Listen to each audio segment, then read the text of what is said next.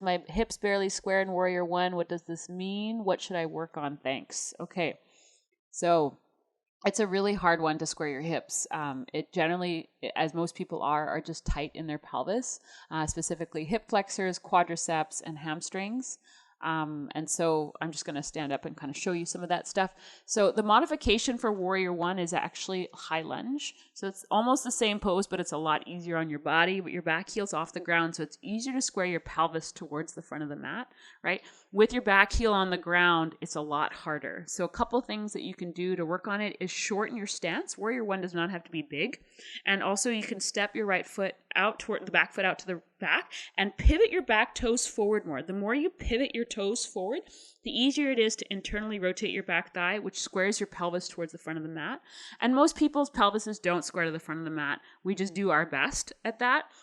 And the biggest thing though is traditionally, at least in Ashtanga, the back toes go out to the side and then they get you to turn your pelvis forward.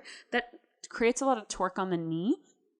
And so what we found in terms of the research is the more we pivot the toes and the toes forward, the heel back, the easier it is to take the pelvis forward. And again, your warrior one could be here, and you don't have to bend very much in the front knee. Front knee and front ankle ideally are stacked, but again, this could be your warrior one and can be like boom.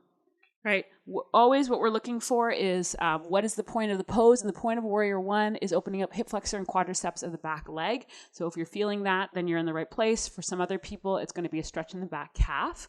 So those are all things to think about, Dan. Are you planning to do any online YTT? I'd love to do my 300-hour with you. Yes, we're in the works of that right now.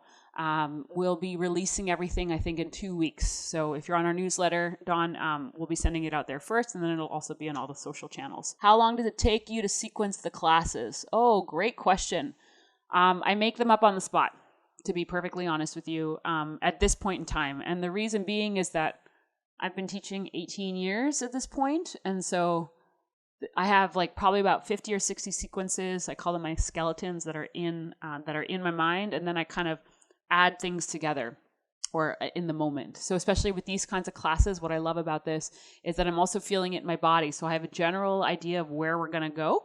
And then I'm also kind of feeling like, what do I need today or where am I at? And so I kind of weave those things together. Now, that being said, if you're newer to teaching yoga, I don't recommend doing it on the spot, right? You got to put your 10,000 hours in so it becomes like a second skin.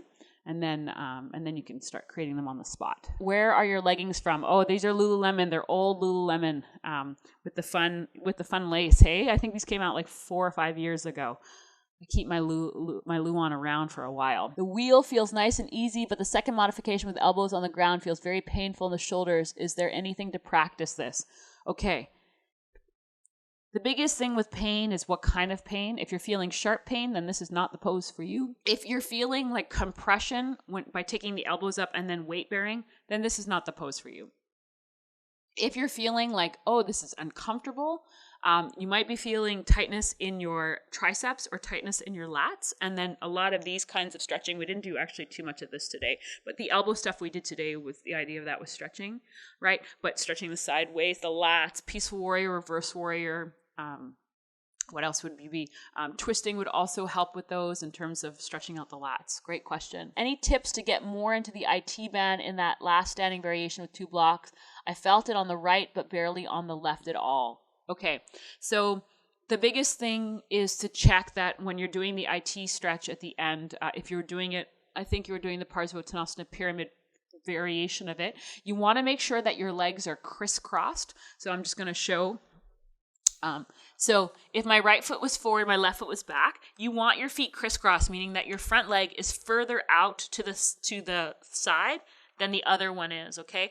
Other key is pressing the ball of the foot into the ground and drawing so this is my right leg, drawing my right sit bone back towards the left and then walking the hands over towards the right. The other part about it is that one side is always tighter than the other. So the biggest question I would say is like, if you're not feeling anything at all, then maybe you're not engaging properly. The legs are maybe not crisscrossed properly. But if you're feeling a little bit, but not as much, it just might be that you're more open on that side. Why is it that you shouldn't invert in the first trimester of pregnancy? Great question. So this is a controversial one, but I'll get into it because why not? The biggest thing with not inverting, there's 2 schools of thought on this. I was erring on the side of caution. So the side of caution is that in the first trimester, we're more the likelihood of not having the egg attach, meaning miscarriage or anything like that, is higher. So the school of thought that I come from is like just to kind of take it easy in that first trimester, just because you just kind of want to make sure that everything sticks, let's say. Now, that being said, I have a dear friend of mine who is also a prenatal teacher and a midwife, and she said that you can continue doing what you were doing beforehand, fine, no problem, because your body is used to it.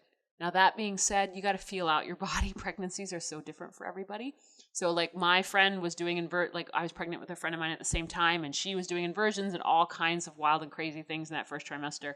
And I couldn't even lie on my stomach. And that was just because that was my pregnancy. So I err on the side of caution in terms of inversions on that, but feel it out for your own body. The greatest teacher is you. And the other thing around that is especially with prenatal yoga, there is a lot of controversy with a lot of things. So I always like to just give women the option, or the people the option, in terms of what the controversy is or what the schools of thoughts are, and then always you ask your own body and see how it feels. Yeah, great question. Do you also plan on running 200-hour YTTs? So 200-hour YTTs are the foundational teacher training. 300 hours are continuing education. I don't know if I'm going to lead another 200-hour. There are a lot of 200-hour schools out there doing a great job, and I've been leading 200-hour trainings for a long time, but I think that I don't know, actually. We'll see. There's so much I don't know happening in the world as it is, and then along with training and trying to figure out with my family how to make it all work, so we'll find out, yeah?